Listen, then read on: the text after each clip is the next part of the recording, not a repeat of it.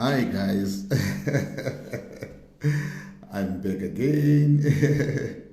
Now I realized that when I was still doing my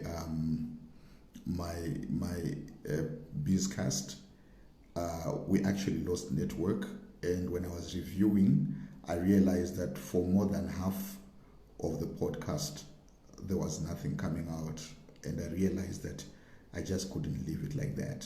Okay, so I decided to do a brand new podcast right away. You may not watch it now, but you'll probably watch it later on. All right, but the idea here is to bring forth value. Okay, value is a resource that you can use any other time that you are free. Okay, so that's what I'm trying to do here. So I am just going to do this all over again for the next 30 minutes. We should be done by 8:40. All right. That is the price of excellence. You must be excellent in all that you do. Okay. You don't do substandard things. I certainly don't. Okay. All right. So greetings. Let's do this again. The ABCs of venture creation.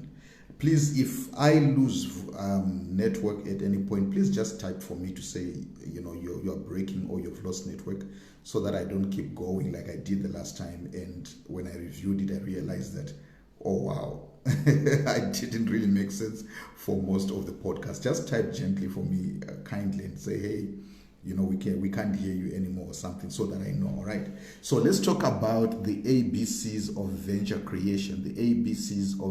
creation. Okay, what are we talking about? We are talking about the process of turning a new idea into a business, okay, that can succeed and that can attract investors. All right, so first of all, you have an idea, then you turn it into a business. And what is the result? The result is attracting investors. Okay, the business must succeed. Okay, so that's what we talk about. That's what I mean when we talk about the ABCs of venture creation. It is the process of turning an idea that you have into a successful business, such that even people would want to buy your business. You have a sellable, marketable asset. You can pocket some money from selling part of your business or all of it. You can walk away with money, with millions in your pocket. If you can do that, you have built a successful business. All right. So this is the process of turning a new idea into a business that can succeed and that will attract investors. When you start your business, always make sure that you are aiming to build a successful asset that's attractive enough to be paid for by somebody should you need to sell for whatever reasons. Okay, 3 years ago I started an e-commerce business from my garage, and we're selling very small things and so forth, but the concept was there, and we started to build it bit by bit. Hello Mama Grace, it's good to see you. This is my friend, this one, Grace. 3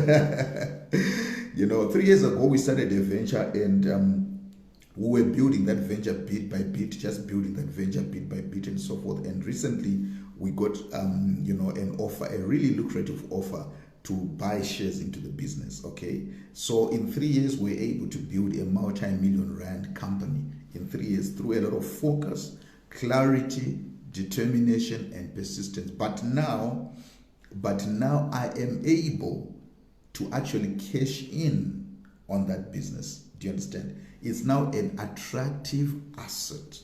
So when you're building a business, you need to grow beyond this mentality that says, I want money for school fees, I want money for groceries, I want money for milk, I want money to just take care of me. All right, that is called subsistent business. That's the subsistent level of doing business, where you're just doing business to eat, from hand to mouth. Okay, you need to start thinking about, how much am I willing to sell this business for 5 years from now?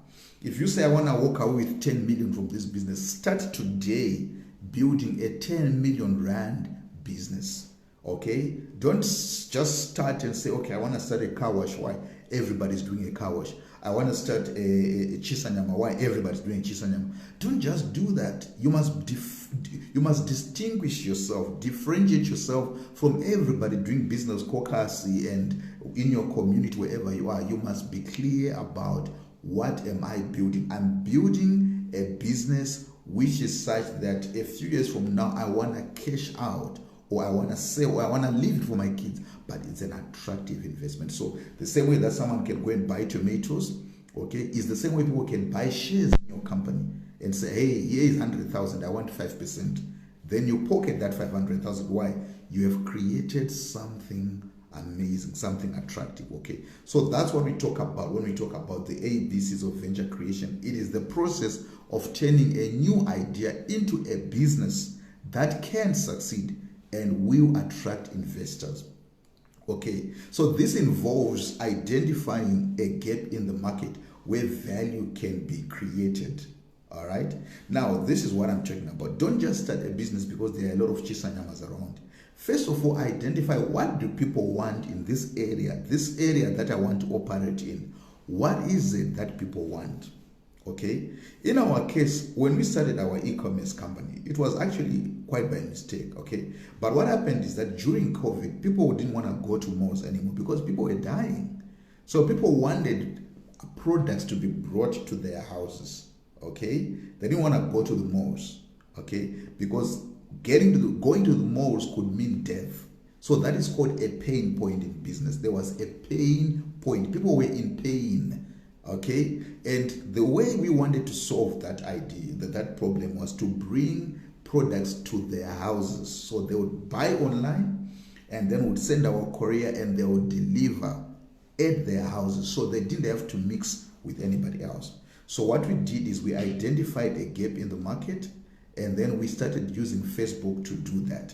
And we started to find success. We started to grow, and we kept on growing. I remember at one point in just 6 months, we grew by 1,000%. Our revenue grew by 1,000% because people were not willing to risk their lives by going to malls. That was a pain point, and that was a gap we identified. And what did we do? We came up with an idea: buy online, and then we are going to have our guys deliver at your house. So we solved that pain point, okay, by providing value. So my platform and the delivery service that we provided became my value proposition.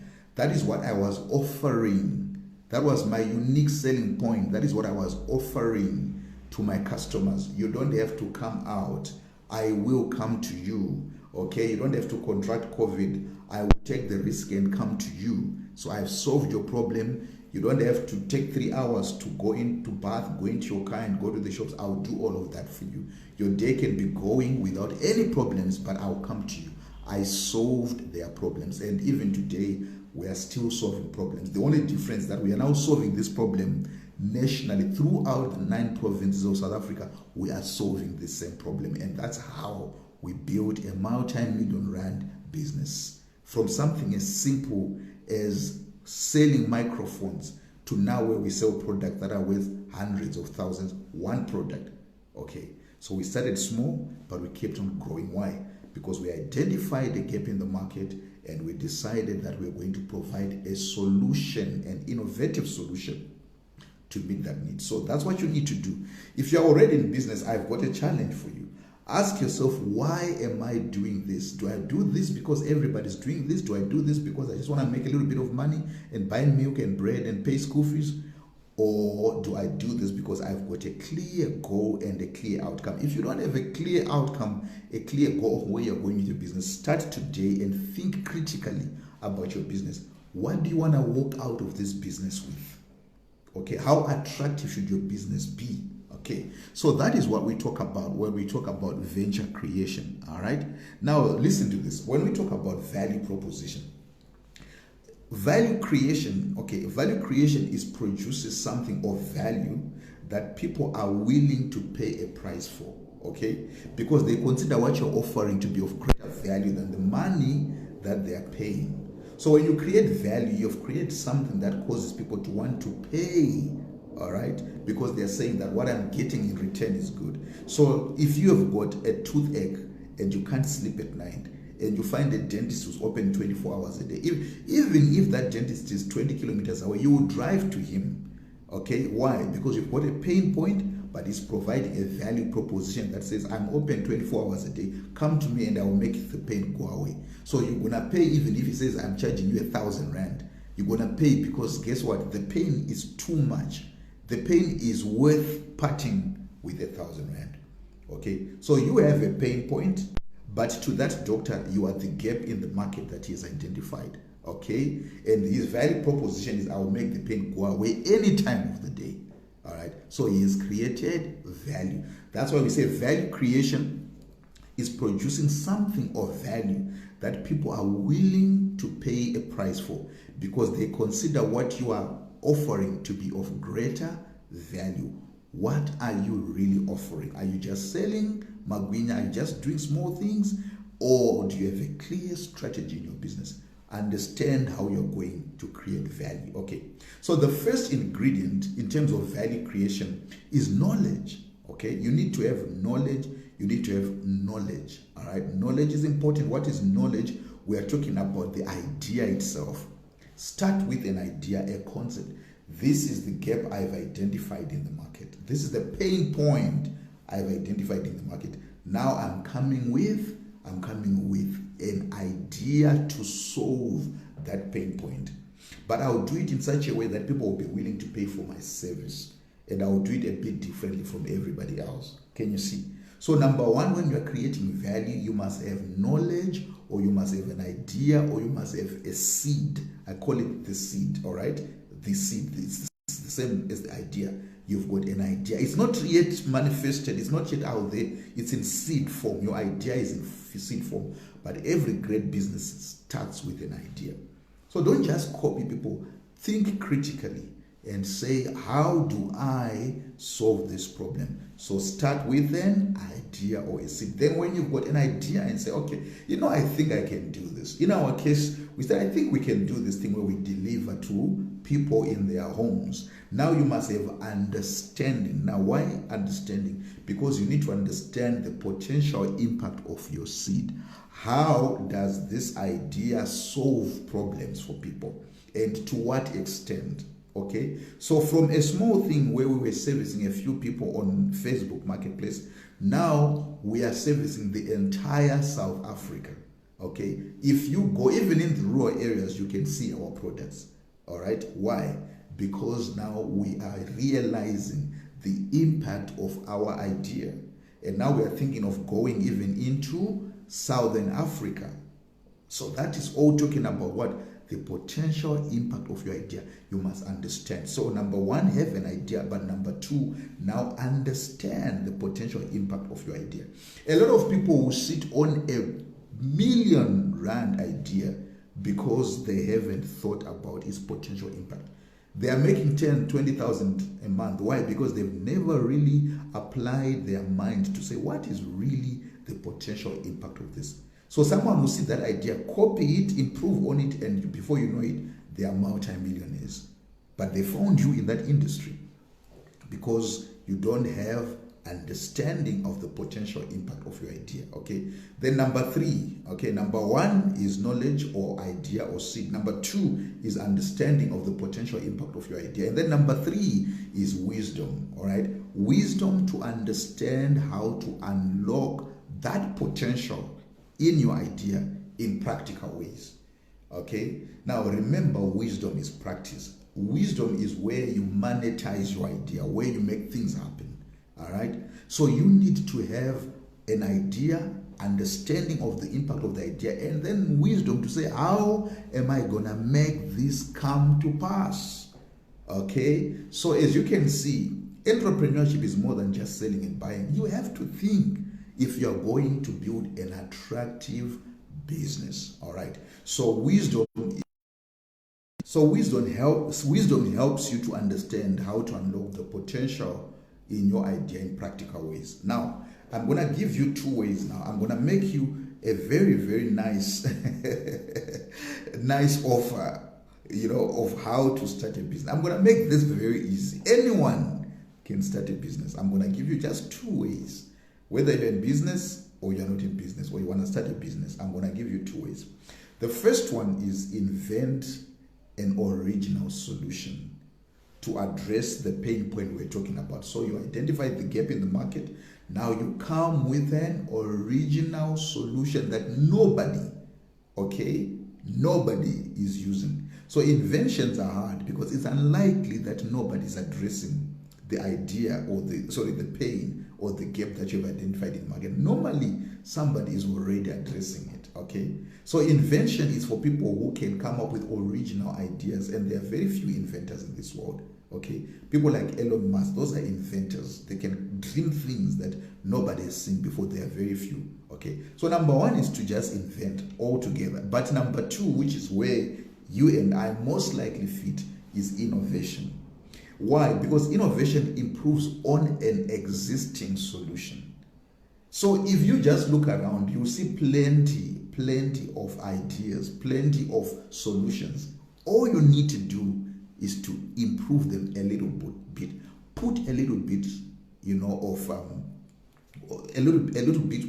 of spice into it. Make it just different, a little bit more interesting. Make it a little bit quicker. Deliver your things quicker. Package them a little bit differently. That's innovation. Make things faster. Okay? So innovation is just improving on an existing solution. That is the reason why innovation can work. Okay? So we were not the first ones to do an online business. Okay? There have been plenty around. But what we did is we realized that the big companies like Takealot and Makro were saying would deliver within 5 days. So we cut it to 3 days and say we can deliver to you in 3 days. People started to leave Takealot and Makro and come to shop with us because they wanted the thing within 3 days. That's innovation. You just work with the courier companies, courier guy. It wasn't even anything out of this world. It was just realizing, hey, I can make this process a little bit better. Do you see what I'm talking about? That's innovation. So just find a way to do what you're doing differently. If you're doing a car wash, why don't you do car wash with a laundry business on the side, or car wash with a turkey washing business, sports shoes, wash them. So while they are busy having their chisanyama and the car is being washed, their clothes are being washed as well, or their shoes are also being cleaned. Do you see what I mean? That will set you apart. Innovation. Or you can give them free Wi-Fi. Come to this car wash and I will give you free Wi-Fi. You don't have to pay anything. You can do your work here. We've got free Wi-Fi. How many car washes have got free Wi-Fi? Very few. But you can actually have a car wash with free Wi-Fi. What is that? You've innovated on an existing solution. What is the solution? Car wash. But you're just doing it with a little bit of edge. Do you see what I'm talking about? So innovation is probably the way you are going to go in addressing the gap that you've identified in your market. All right. So that is how you create value. You create value by inventing or by innovating. Okay.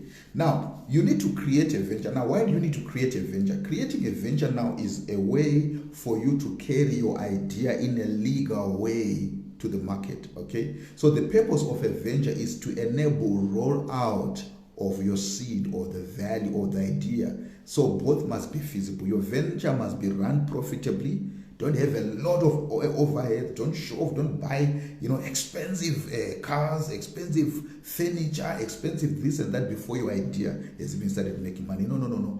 Build your venture in a feasible way and build your idea in such a way that it is also feasible. When you put a feasible idea and a feasible venture together, you've got a winning company. Okay, so the purpose of a venture is to enable rollout of your seed or value, and both must be feasible. Okay, so as the vehicle, the venture addresses the legal and administrative aspects of the business. You can then open a bank account, you can deal with SARS, you can do tenders, you can do whatever it is that you want because you now have a vehicle. Okay, so as the mechanism, it provides the model that you're going to use to push your value to the market. So your company is just your venture. Your venture is your vehicle to take your idea to the market. You must package it within a venture. So our venture is called Gadgets Hub. Okay, so as Gadgets Hub now, we deliver fast moving goods. We deliver home appliances to many people across the nation of South Africa.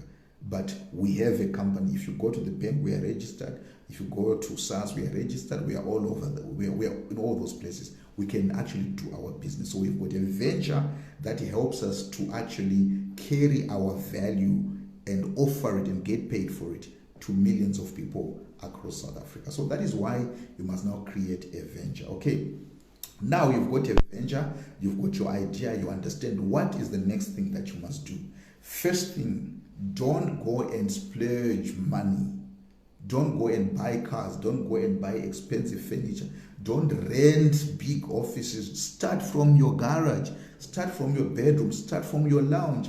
Do not spend money at the beginning. Do not resist the temptation to always be spending money, okay? At the beginning of the venture, let the idea prove to you itself that I work. That's the idea now.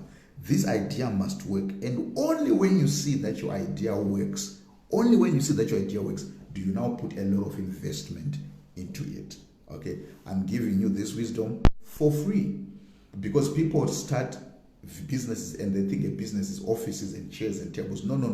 A business is an idea that works, okay? If it works in your office, one day it will work in a big office. If it works in your garage, one day it will work in a block of offices. So if I were you, I would rather spend more time on my idea.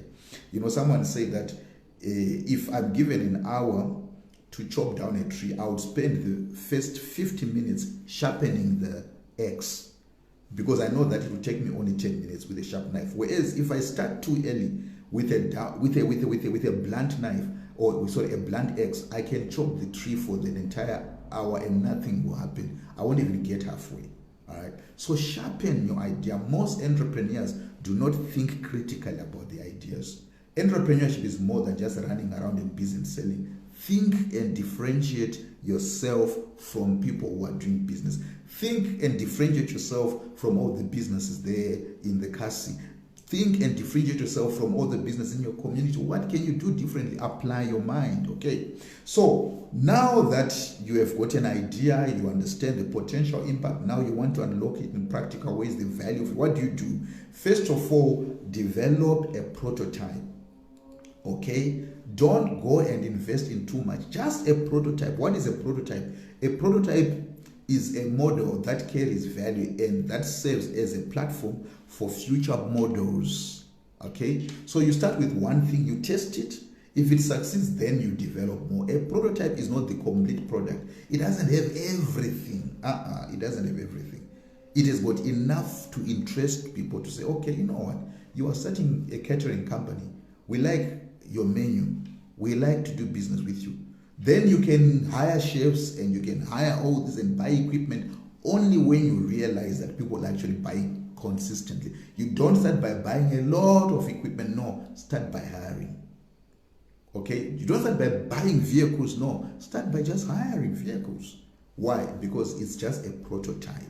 So in the prototype phase, okay, what you are concentrating on is developing what you call a minimum replicable unit. In other words, a minimum model, a prototype that you can then replicate once you see that it is successful. Okay, that's how you build a business. So we started with Facebook Marketplace. Then we went to Facebook Business because Marketplace had grown and Facebook said you are now too big for Facebook Marketplace. You need a business page. So we opened a business page. Then we grew. Then we went on to Takealot. We went on to Macro. Then we ended up creating our own e-commerce platform. And then we created a second one. Now we've got 6 of them. We started with 1, which was the prototype. Then we grew them to 6. Okay? And at this point, that's when people started to express interest in buying shares in our companies. Why? Because we have built something lucrative and attractive. Okay? So you start with a minimum replicable unit. You start with a prototype that carries value and serves as a platform for future models. Okay? So develop a minimum viable product. The minimum viable product is not the final product, like I say, but contains enough to give reliable feedback. Okay, you start with a prototype, then you test it. Is it moving? Am I getting sales? Am I getting interest? What do I need to improve? Improve your menu. We don't like this. You go back, improve. When you now have the winning formula, then you go big. All right? So your idea or seed or value must be just enough to indicate prospects of success in the market. So that's how you guys do this thing. Starting a business does not have to be too difficult. You don't have to lose a lot of money. Just start small and grow over time. Start small, but with a big idea. You know what they say? Think globally and act locally. Okay, I'm in my garage, but I'm seeing myself all over South Africa. That's how you must think before you actually get to the rest of South Africa. You don't start by trying to reach the entire South Africa. You try by reaching your community and then growing beyond that and putting more and more resources, because now you can see that this thing is growing. So that's what we mean when we say develop a minimum viable product or a minimum replicable unit or a prototype. Okay, don't spend money up front. Spend as little money as possible when you're starting a business. Now, prove traction at all costs. Once you've developed your prototype, the next thing is you must prove traction at all costs. What do I mean by that? Traction is tested by piloting, which enables you to fail successfully. Now, have you ever heard of failing successfully? Failing successfully is you do something and you fail very quickly before you lose a lot of money, but you also learn things from it. Okay, so not all failure is bad. I'll guarantee you, if you start a business, at some point you're going to make mistakes, you're going to fail. But the important thing is to learn what you have done wrong and what you need to change so that your business keeps on growing. Your idea keeps on growing. Your value is purified and is perfected. Okay, so failing successfully is avoiding huge costs or huge losses. All right, because you are putting very little money into it. So even if it fails, you failed successfully because at least you learned something for small. You didn't put too much. It's not a very expensive lesson. That's what I mean when I say that's what I mean when I say fail successfully. Okay. So when we talk about traction now, proving traction, you are trying to show that this idea can actually work beyond just a few people around me. I can actually make this idea work enough to actually build a whole business around it. Okay, so traction is the extent to which an idea or a product etc gains popularity or acceptance in the market. Okay, when traction is lacking, sales dry up and the customer base dwindles regardless of the effort put into the enterprise. That's what traction is all about. You want to see whether sales can keep on coming. Is there traction? Is there viability into this thing, in these things? So you measure your traction.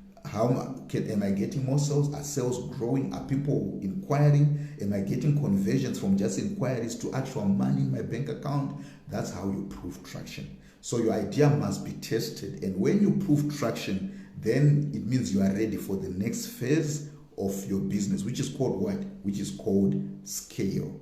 All right. So traction is best tested by piloting, which enables you to fail successfully. So this means that even if your pilot fails, you would have learned very valuable lessons that will help you to succeed in what? In future attempts. Okay. So now you've proved traction. So you had an idea, you created a venture around it, and you've piloted it. It's looking good. Things are good. You've done your traction. This idea seems to be growing. Like we were on Facebook, then Facebook became too small for us. We went on Facebook Business. That was all traction.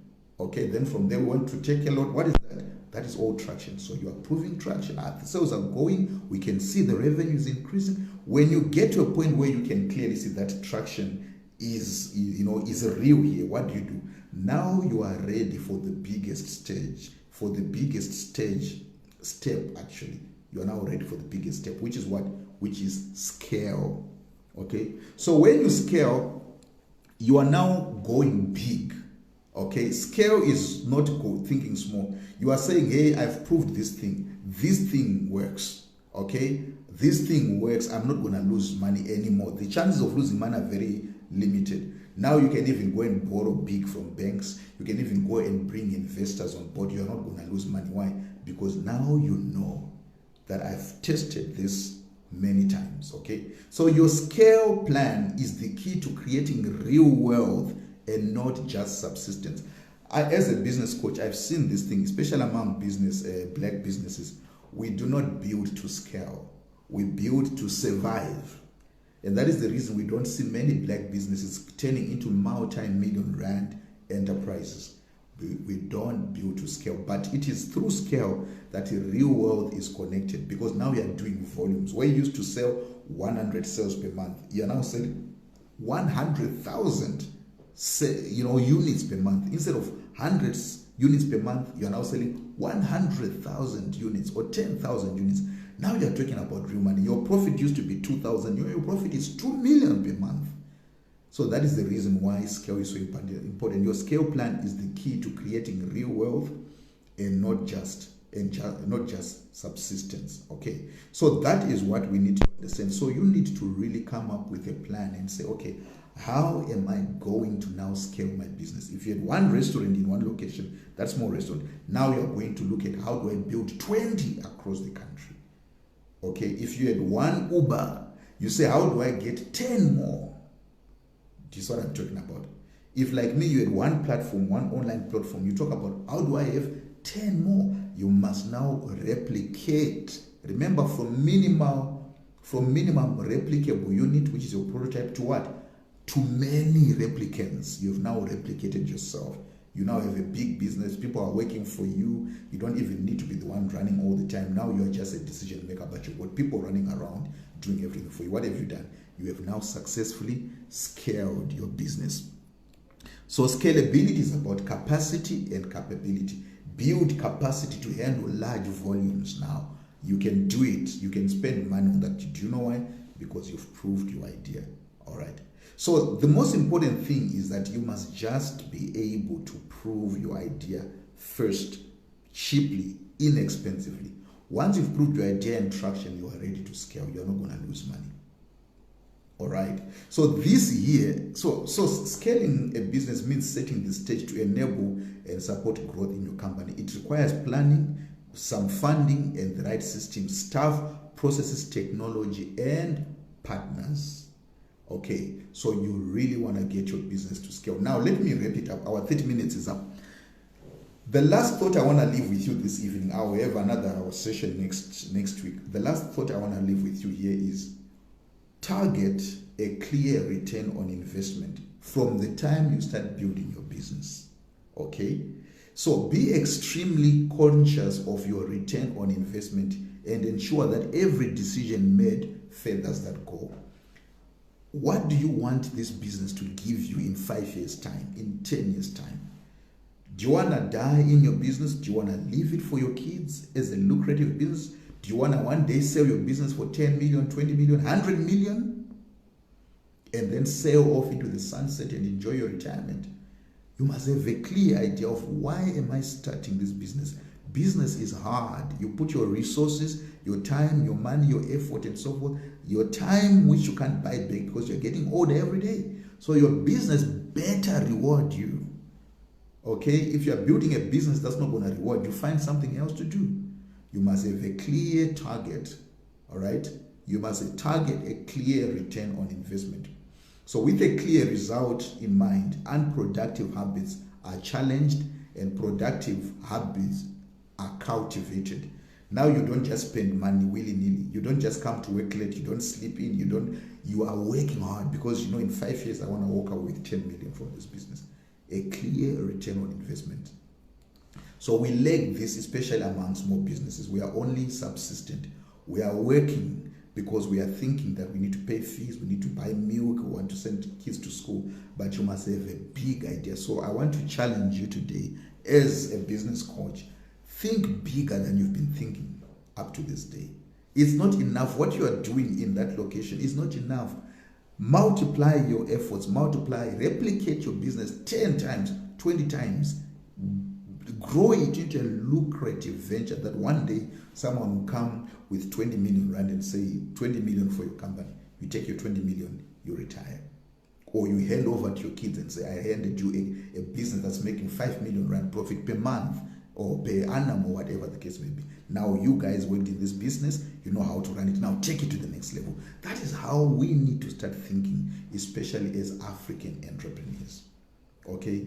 So start with a clear target, a clear return on investment right from the time that you start your business. So I hope that you guys got something out of it. I'm a business coach. If you want a business coach in your life, you can talk to me. Okay, and this is my passion. Of course, this is different from ministry. I charge for this. If it's general advice, I don't. But if you're gonna say, I want a program to help me build a venture, then I have to give you a proposal and I have to charge. Okay, but in the meantime, enjoy yourselves, guys. This was really great. Leave your questions. I will respond to them in the comment section. Till next week when we meet again on BizCast, this is Raymond. See you again, your business coach.